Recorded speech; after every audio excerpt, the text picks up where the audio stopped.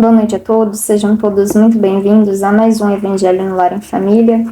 Agradeço a presença de todos, convido a se inscreverem em nosso canal, comentarem, curtirem os nossos vídeos, porque assim, quando vocês curtem, ativam o sininho, se inscrevem, o YouTube entende que é um material relevante e divulga ele para mais pessoas, e mais pessoas então podem ter acesso ao nosso conteúdo. Convidamos também a assistirem todos os sábados a nossa Reforma Íntima, sempre às 15 horas. Temos também às 19h30, todas as terças-feiras, o nosso Evangelho no Lar, de forma presencial. E posteriormente a irradiação, que se dá às 20h30. Fica o convite para participarem. Vamos então fechar os nossos olhos para dar início à nossa oração.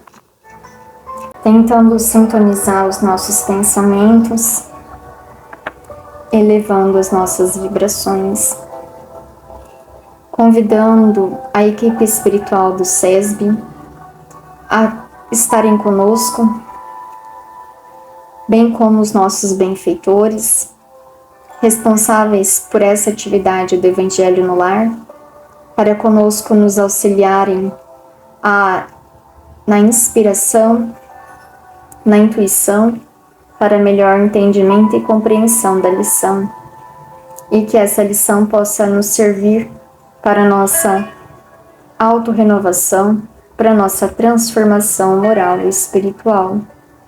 Agradecemos o amparo e o auxílio e pedimos também a todos os nossos irmãos, por todos os nossos irmãos que se encontram de alguma forma atreladas à psicosfera do nosso lar, a estarem conosco realizando este Evangelho, para que utilize-o em seu próprio benefício também. Que assim seja. 25. A visita da verdade. Certa feita, disse o Mestre, que só a verdade fará livre o homem. E talvez porque ele não pudesse apreender de imediato a vastíssima extensão da afirmativa, perguntou-lhe Pedro, no culto doméstico: Senhor, que é a verdade? Jesus fixou no rosto enigmática expressão e respondeu: A verdade total é a luz divina total. Entretanto, o homem ainda está longe de suportar-lhe a sublime fulguração. Reparando, porém, que o pescador continuava faminto de esclarecimentos novos, o amigo celeste meditou alguns minutos e falou: Numa caverna escura, onde a claridade nunca surgira, demorava-se certo devoto, implorando socorro divino. Declarava-se o mais infeliz dos homens. Não obstante, em sua cegueira, sentia-se o melhor de todos. Reclamava contra o ambiente fétido em que se achava. O ar emprestado sufocava-o. Dizia ele em gritos comoventes. Pedia uma porta libertadora que o conduzisse ao convívio do dia claro. Afirmava-se robusto, apto, aproveitável. Por que motivo era conservado ali, naquele insulamento doloroso? Chorava e brandava, não ocultando aflições e exigências. Que razões o obrigavam a viver naquela atmosfera insuportável? Notando nosso pai que aquele filho formulava súplicas incessantes, entre a revolta e a amargura, profundamente compadecido, enviou-lhe a fé. A sublime virtude exortou-o a confiar no futuro e a persistir na oração. O infeliz consolou-se, de algum modo, mas a breve tempo voltou a lamuriar. Queria fugir ao monturo, e como se lhe aumentassem as lágrimas, o Todo-Poderoso mandou-lhe a esperança. A emissária afagou-lhe a fronte suorenta e falou-lhe da eternidade da vida. buscando secar-lhe o pranto desesperado. Para isso, rogou-lhe calma, resignação, fortaleza. O pobre pareceu melhorar, mas decorridas algumas horas, retornou à lamentação. Não podia respirar, clamava em desalento. Condoído, determinou o Senhor que a caridade o procurasse. A nova mensageira acariciou-o e alimentou-o, endereçando-lhe palavras de carinho, qual se lhe fora abnegada mãe. Todavia, porque o mísero prosseguisse, gritando revoltado, o pai compassivo enviou-lhe a verdade. Quando a portadora de esclarecimento se fez surgir na forma de uma grande luz, o infortunado então viu-se tal qual era e apavorou-se. Seu corpo era um conjunto monstruoso de chagas, pustulentas, da cabeça aos pés. E agora percebia, espantado, que ele mesmo era o autor da atmosfera intolerável em que vivia. O pobre tremeu cambaleante, e notando que a verdade serena lhe abria a porta da libertação, horrorizou-se de si mesma, sem coragem de cogitar da própria cura, longe de encarar a visitadora, frente a frente, para aprender a limpar-se e a purificar-se. Fugiu, espantado, em busca de outra forma onde conseguisse esconder a própria miséria, que só então reconhecia. O mestre fez longa pausa e terminou. E assim ocorre com a maioria dos homens perante a realidade. Sentem-se com direito à recepção de todas as bênçãos do Eterno e gritam fortemente implorando a ajuda celestial, enquanto amparados pela fé, pela esperança ou pela caridade, consolam-se e desconsolam-se, creem e descreem, tímidos, irritadiços e hesitantes. Todavia, quando a verdade brilha diante deles, revelando-lhes a condição em que se encontram, costumam fugir apressados em busca de esconderijos tenebrosos, dentro dos quais possam cultivar a ilusão. Essa lição, eu achei ela muito profunda e muito complexa, apesar de parecer simples. Falar da verdade não é tão simples assim, mesmo porque muitos de nós falamos que queremos saber a verdade, mas ainda nos encontramos sem condições ou sem realmente desejar essa verdade. E essa verdade aqui que Jesus nos convida, ela é uma verdade a respeito de nós mesmos, como nós verificamos. Aqui ele não vai falar de uma verdade de acontecimentos, de coisas fora de nós, mas é a verdade de quem somos, é a verdadeira verdade, o que nos interessa numa visão mais psicológica, a verdade de nós mesmos. E aqui o mestre já havia falado a respeito da verdade, mas Pedro ainda continuava se questionando porque não havia compreendido com exatidão essa verdade, porque ela tinha um campo vastíssimo de extensão, né? E então ele questiona a Jesus no momento do evangelho em sua casa, dando então a oportunidade de Jesus nos esclarecer um pouco a respeito dessa verdade para nossa compreensão. E Jesus aqui coloca, começando dizendo que a verdade total é a luz divina total. Numa visão ampla, a verdade total a respeito de Deus é a extensão completa de que é Deus, dessa verdade divina. E essa extensão total, ela é impossível para o homem, porque o homem não conseguiria suportar a sua intensa claridade, a sua intensa luz. Kardec mesmo, muitas perguntas que ele fez aos espíritos a respeito de que é Deus, os espíritos o esclarecia que ele ainda não tinha condições de compreender. Porque nosso estágio evolutivo no qual nos encontramos neste momento, ele nos impossibilita saber algo muito distante de nós. Nós conseguimos mensurar no máximo alguém melhor do que nós, alguém bom. Longe estamos de compreender um estado angelical, muito menos um estado de Deus. Então essa luz total nós só compreenderemos quando já estivermos nessa luz total. Essa verdade total será então nos revelada quando estivermos em consonância com Deus. Jesus falava, ele e o Pai eram um só. Ele compreendia essa verdade porque ele já fazia parte dessa verdade, já tinha essa luminosidade, essa clareza espiritual, essa evolução que o possibilitava verificar esse entendimento, que o possibilitava compreender esse entendimento. E ele, por já ter passado pelo nosso estágio evolutivo no qual nos encontramos, ele sabe que é impossível para nós compreendermos essa verdade total, essa complexidade dessa verdade.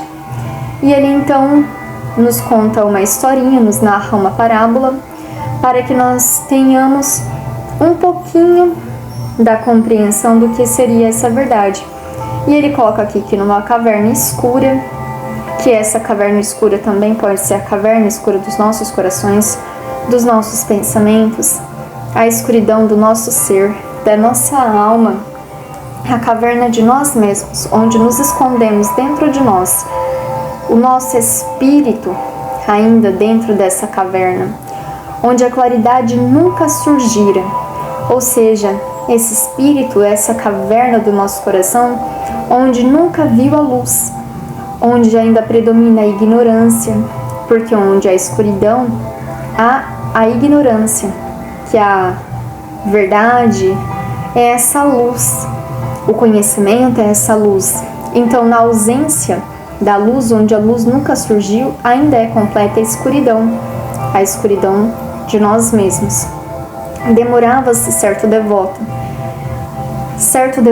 porque não era alguém desconhecido de Deus, já era alguém que compreendia que existe o Pai e que necessitava caminhar para o Pai. E então esse devoto implora o socorro divino, declarava-se o mais infeliz dos homens, mas ao mesmo tempo, não obstante a sua cegueira, ele sentia-se o melhor de todos. Muitas vezes o nosso orgulho faz isso. Nós estamos na cegueira da nossa ignorância até hoje, achando que o mundo é tudo o que conhecemos, quando na verdade não é. O mundo é muito mais do que conhecemos. Nós conhecemos aquilo que permitirmos conhecer.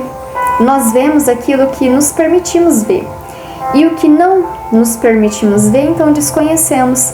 E somos ignorantes daquilo que não conseguimos enxergar, que não conseguimos compreender. Por isso somos ignorantes ao mundo espiritual e grande complexidade desse mundo espiritual. Mas nos achamos capazes de compreender, achamos melhores do que somos, nos achamos melhores do que somos por essa nossa prepotência, essa arrogância, esse orgulho que ainda nutrimos dentro do nosso ser.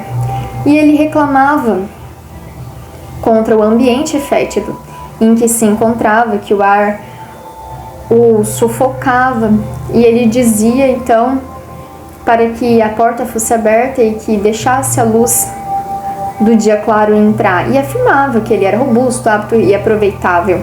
Somos nós muitas vezes pedindo para o Pai: olha, vê aqui, eu já tenho condições de receber a verdade, eu tenho condições de ser socorrido pelo alto, eu sou alguém que já tem essa capacidade, eu sou robusto, eu sou apto, eu sou aproveitável às leis divinas, eu sou aproveitável para o Pai. Não compreendendo a nossa própria inferioridade, não aceitando muitas vezes pela nossa arrogância a nossa própria inferioridade. Até porque a humildade é uma virtude e ela não é conquistável, simplesmente inata em nós. Ela é uma virtude que eu tenho que trabalhar, que eu tenho que conquistar essa virtude dentro do meu coração. Ela é algo trabalhado por mim e adquirindo então essa humildade. Por que motivo era conservado ali? Ele dizia, naquele isolamento doloroso, aprisionado, chorava, bradava, não ocultando aflições e exigências. Interessante que ele se dizia sofrer, mas exigia. Então, não tinha humildade de compreender. Se dizia sofredor, mais sofredor de todos, e exigia melhores tratamentos. Que razão obrigava a viver naquela atmosfera insuportável? Dizia ele. Somos nós os nossos problemas da vida. Muitas vezes dizemos ao Pai: por que, meu Senhor, eu estou passando por essa prova? Por que eu estou passando por essa dificuldade? Por que as pessoas não me suportam? Por que eu estou passando por esse problema financeiro? Por que eu estou passando por esse problema de saúde? Por quê? E por quê? Por quê? Porque eu tenho um problema com a minha família? Porque eu não consigo suportar os meus pais? E aí a gente não se enxerga dentro das nossas inferioridades e não conseguimos compreender que esse ambiente que vivemos é o ambiente que alimentamos, que criamos para nós. Mas o Pai, ele é muito bondoso e muitas vezes, de tanto pedirmos, ele nos concede a oportunidade, não por merecimento, mas por antecipação de prova, para que nós consigamos nos enxergar, para que nós consigamos ver que aquilo que nós tanto pedimos não é aquilo que de fato necessitamos. E muitas vezes, quando a gente alcança a graça que tanto pedimos, não sabemos por vezes o que fazer com ela. Muitas vezes a gente pede um carro, e aí a gente ganha esse carro. E depois a gente reclama que o carro tem que colocar combustível, que o carro tem que fazer manutenção, que eu não posso mais ir em determinados locais porque eu não tenho coragem de deixar o meu carro parado em qualquer lugar. A gente se torna escravos daquilo que pedimos, porque muitas vezes não estamos preparados para receber. Às vezes a gente pede um relacionamento, um casamento, pede um casamento. E aí depois, quando a gente se casa, nas primeiras oportunidades, nas primeiras brigas, nas primeiras divergências, na primeira contenda que a gente tem com outra, a gente já pensa logo: não, eu estava vivendo melhor sozinho, eu penso que não é assim que eu gostaria, ao invés de tentar verificar que todas as situações que vivemos, nós plantamos. E todas as coisas que nós temos, elas não são dadas simplesmente para que nós, como uma criança que pede algo que não sabe o que fazer com ele, brinca por uma semana com aquele brinquedo e depois já não quer mais. A vida não é assim. Nós temos que ter maturidade para saber pedir. E melhor é aquele que não pede, mas que sabe receber tudo que Deus nos dá. Porque muitas vezes nós não sabemos o que pedimos. Pedimos por justamente não saber. E quando a gente adquire uma certa compreensão, uma certa maturidade, e os nossos benfeitores também sempre falam isso, que o melhor do que pedir é agradecer tudo que tem. Que não precisa que você peça nada ao Pai. O Pai sabe tudo que necessitamos. Nós temos uma programação reencarnatória, tudo que nós necessitamos trabalhar está ali, estipulado por nós mesmos, os nossos benfeitores. E muitas vezes a gente pede coisas que não estava programado, coisas que nós não temos condições ainda de passar. Divaldo, por exemplo, logo no início da sua vida de trabalho, ele chegou a se apaixonar e depois teve uma grande desilusão amorosa. E Joana então fala: não, meu filho, você não veio para casar, não é essa a sua missão. E então ele compreende que ele não tinha condições, não tinha maturidade para ter uma vida de total abnegação ao espiritismo, à doutrina espírita, consonante a uma família. São missões diferentes. Nem todos nós viemos para uma única missão. Nem todos vêm para casar, nem todos vêm para ser pais, nem todos vêm para ter uma profissão, nem todos vêm para ter dinheiro e nem todos vêm para ter saúde. Às vezes necessitamos passar por provas que escolhemos e que, ao nos esquecermos na reencarnação, nós nos revoltamos e ficamos pedindo ao Pai, pedindo coisas que não necessitamos, que o nosso espírito não necessita, tentando mais alimentar a nossa própria personalidade do que compreender o que de fato o nosso espírito precisa.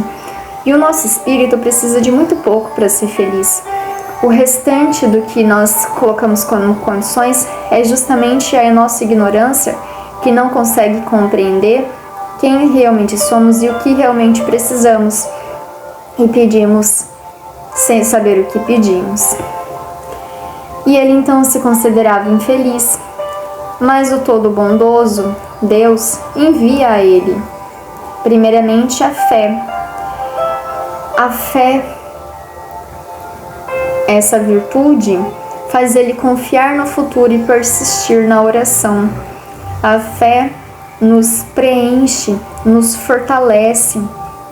Ela faz a gente confiar em Deus, faz a gente confiar que existe algo que é superior, faz a gente confiar nas coisas que acontecem na nossa vida e que tudo está de acordo com a vontade do Pai.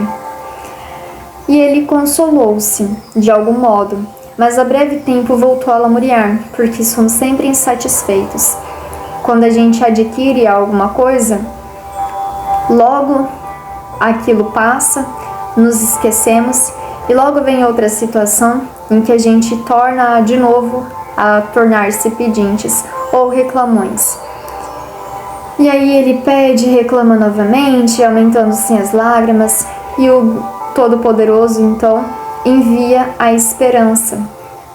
Essa emissária falou-lhe a fronte suorenta, falou-lhe da eternidade da vida. Então a fé faz a gente confiar em Deus. E a esperança nos traz essa compreensão da eternidade da vida. Que a vida é muito mais do que a gente consegue compreender. A vida, a nossa vida, é imortal. Não é apenas transitória no que conseguimos ver, mas ela é muito mais complexa do que a gente se permite enxergar. Mas então ele se acalma, resigna e se fortalece. Mas o pobre pareceu melhorar, mas decorrido algumas horas retomou a lamentação.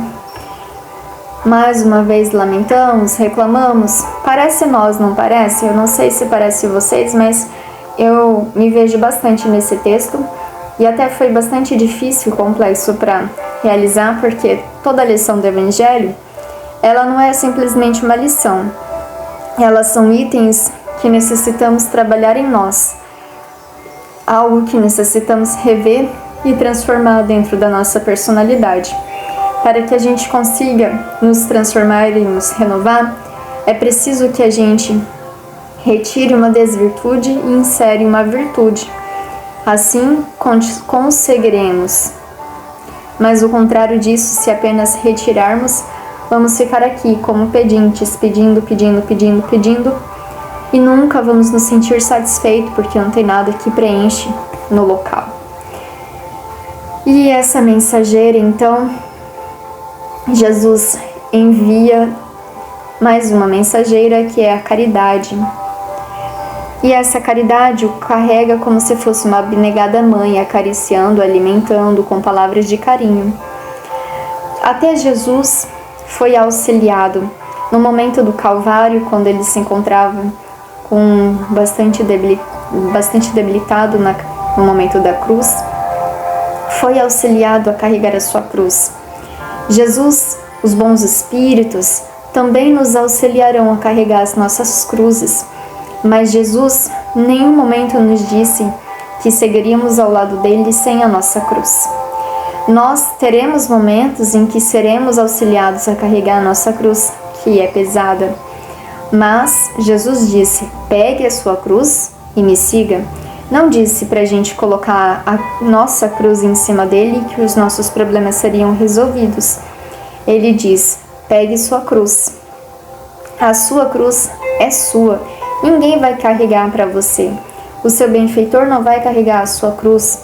Os benfeitores, Jesus Cristo, não vai carregar a sua cruz. Maria de Nazaré não vai carregar a sua cruz. Os santos que você é devoto não carregarão a sua cruz. Cada um vai ter que carregar a sua própria cruz. Assim como eles, quando estiveram reencarnados em processo de evolução, também carregaram as suas próprias cruzes. E por isso hoje auxilia-nos a carregar a nossa, porque já têm experiência, já conseguiram adquirir maturidade e evolução com as cruzes que carregaram, com as experiências dolorosas da vida porque passaram e se fortaleceram, e foram essas cruzes que eles carregaram. Cada um de nós tem a nossa própria cruz. A caridade vai nos auxiliar, vai fazer-nos enxergar a cruz do outro e ver que às vezes a gente reclama da nossa cruz, que é muito pesada e dolorosa, mas ao olhar o meu irmão que carrega uma cruz mais pesada do que a minha, eu me faço enxergar nele e agradecer ao Pai de não estar passando por aquela prova, que muitas vezes a minha cruz é tão pequenininha, mirradinha, e eu fico aqui reclamando, mas o meu irmão carrega uma cruz tão pesada e com um sorriso nos olhos. O que há de diferença entre eu e ele? A resignação. Ele está feliz e satisfeito porque sabe que a cruz dele é passageira e que chegará um momento em que ele não mais terá que suportá-la, mas já conseguirá então passar pela vida sem que essas dificuldades sejam maior do que ele. Assim também seremos nós, quando conseguirmos ver que as nossas cruzes não são empecilhos para seguirmos ao Pai, mas são apenas dificuldades que nos impõem experiências para a nossa autotransformação. Então, finalmente, por último, ele envia a verdade. E a verdade, essa portadora de esclarecimentos, faz surgir como uma grande luz. Agora iluminou o local onde se encontrava aquele ser, o local do nosso coração. Nós pedimos tanto a Deus e Ele nos ilumina com a compreensão, nos ilumina com o conhecimento. E quando nos ilumina, nós conseguimos então nos ver como realmente somos. E quando nós nos vemos que somos cheios de chagas purulentas, Jesus aqui coloca, da cabeça aos pés. Quando nos vemos, muitas vezes a gente entra numa religião e acha que pelo simples fato da gente estar numa religião, nós já estamos melhores ou já somos melhores.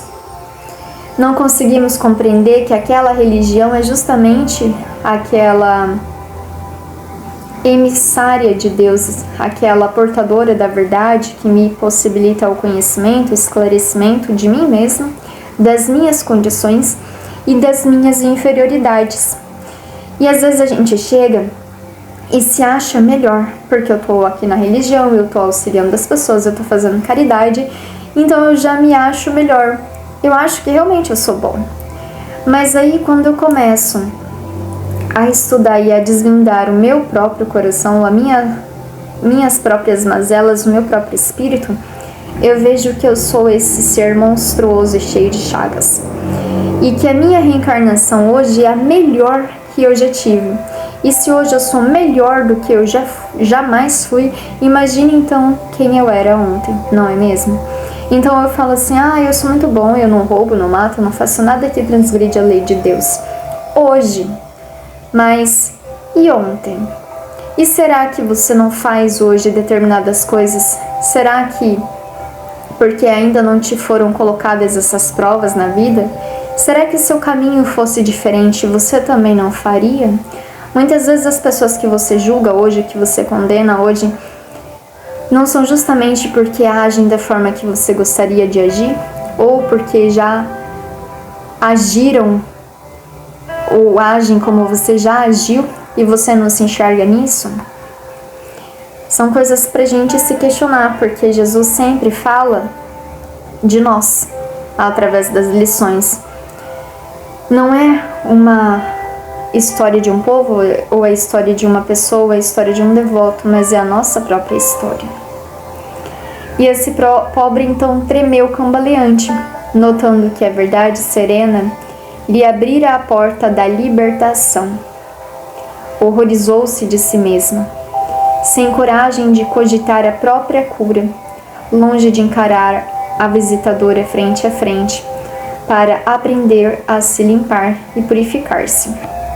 Então aqui Jesus fala que quando nos desnudamos da nossa própria inferioridade, nós temos um caminho de nos limparmos e de nos purificarmos, ou esse caminho de não aceitação, de não aceitar a nossa própria mazela ou de nos envergonhar daquilo que somos, de esconder aquilo que somos, de esconder os defeitos que temos e esconder as nossas próprias mazelas, procurando uma outra furna para nos escondermos, esconder do mundo, esconder de nós mesmos, não aceitando as nossas próprias inferioridades. Vou dizer para vocês, é doloroso sim,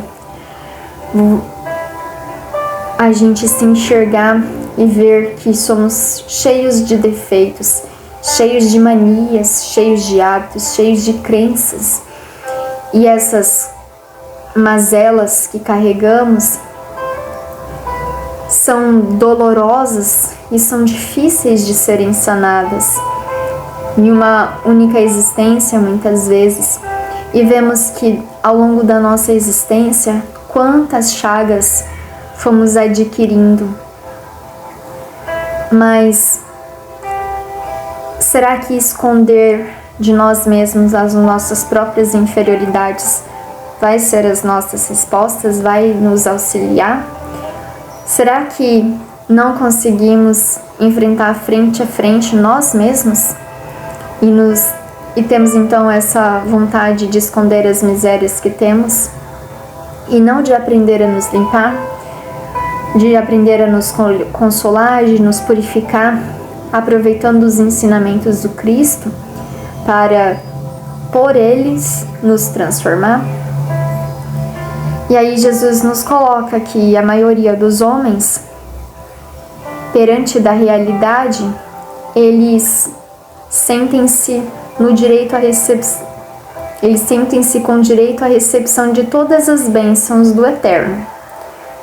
Sentimos que somos merecedores de tudo que é de bom e gritam fortemente, imploram ajuda celestial.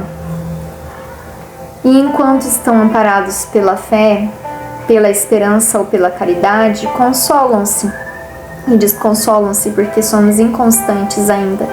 Creem, descreem, são tímidos, irritadiços e hesitantes.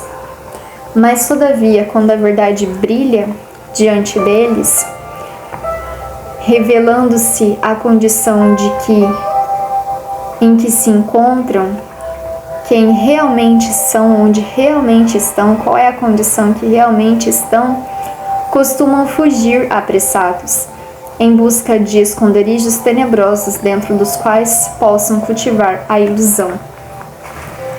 Então, muitas vezes, quando passamos por uma determinada dificuldade, a gente acha que é merecedor de tudo que é de bom. E aí a gente vai para a religião em busca de resolver os nossos problemas. E aí quando a gente vai na religião e é revelado a nós, através das verdades dos ensinamentos do Pai, que o problema nunca é o outro, mas somos nós mesmos. E que as respostas que procuramos estão dentro de nós. Se o nosso ar que respiramos está envenenado, é porque os nossos pensamentos e sentimentos estão envenenados. Que atraímos para nós tudo aquilo que temos dentro de nós, por sintonia. Então, se estamos de alguma forma sofrendo, muitos dos nossos sofrimentos, muitos ou todos os nossos sofrimentos foram dados a nós por merecimento. O merecimento aqui não é só bom, mas o merecimento é aquilo que necessitamos.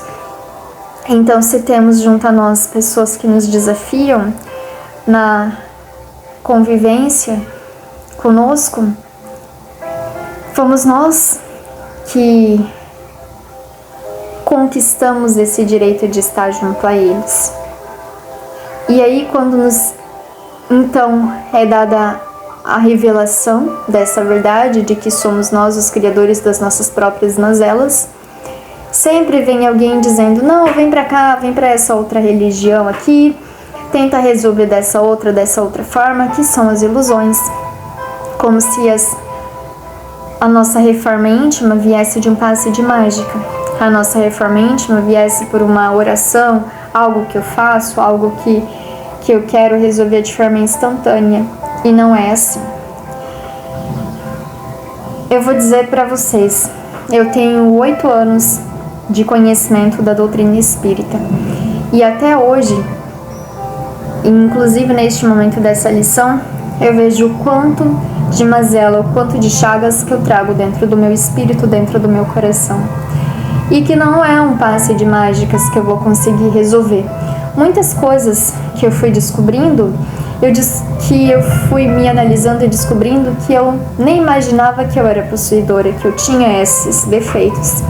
E hoje eu vejo que alguns eu consegui, de alguma forma, trabalhar. E que outros ainda não. E que outros eu ainda vou verificar que eu tenho. Porque às vezes a gente precisa se colocar na condição de aluno para conseguir nos ver, na condição de aprendiz, nessa humildade de nos ver quem realmente somos e onde realmente estamos, e estar preparados para ver, porque só assim conseguimos encarar frente a frente nós mesmos para a nossa autotransformação.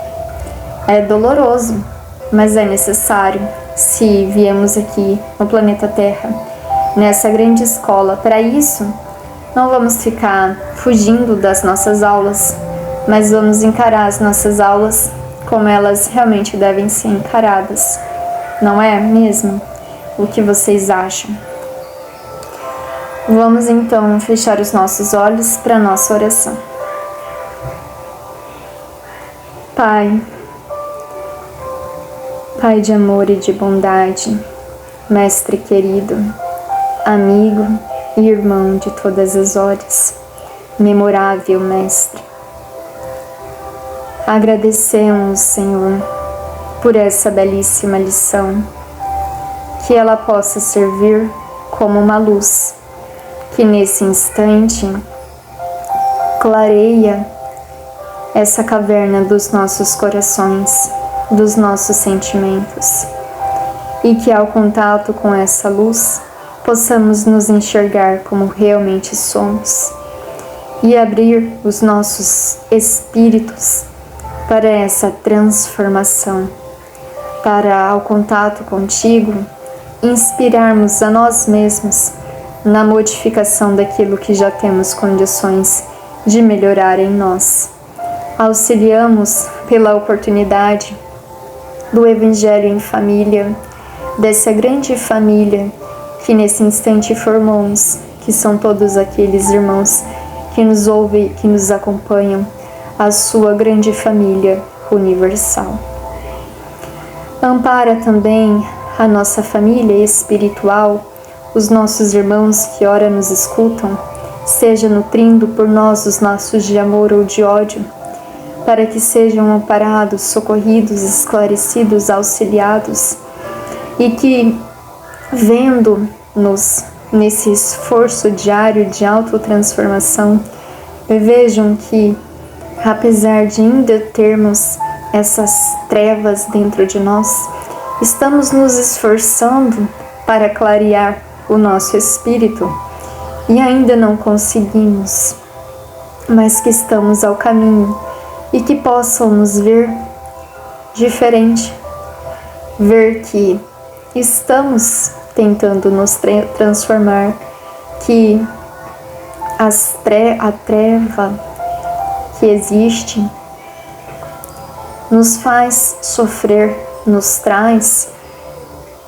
um grande sofrimento, que essa luz que revela e que às vezes é dolorosa, apesar de parecer impossível limparmos por ela, conseguimos sim, dia a dia, e que em um instante acontecerá que todos seremos irmãos e que os laços que nos separam pelo ódio, amanhã nos unirão pelo amor. Faça o nosso coração humilde e que possamos sempre nos colocar na condição de aprendiz nessa escola da vida. Gratidão, Pai, que possa realizar a limpeza psíquica dos lares que nos ouvem, para os nossos irmãos que nos ouvem, a fluidificação das suas águas. Gratidão, Mestre querido, por essa grande oportunidade de estarmos junto de Ti. Que assim seja. Gratidão, irmãos, por mais esse evangelho, por estarem aqui conosco. Agradeço imensamente. Grande abraço, que tenham todos uma excelente semana. Até mais.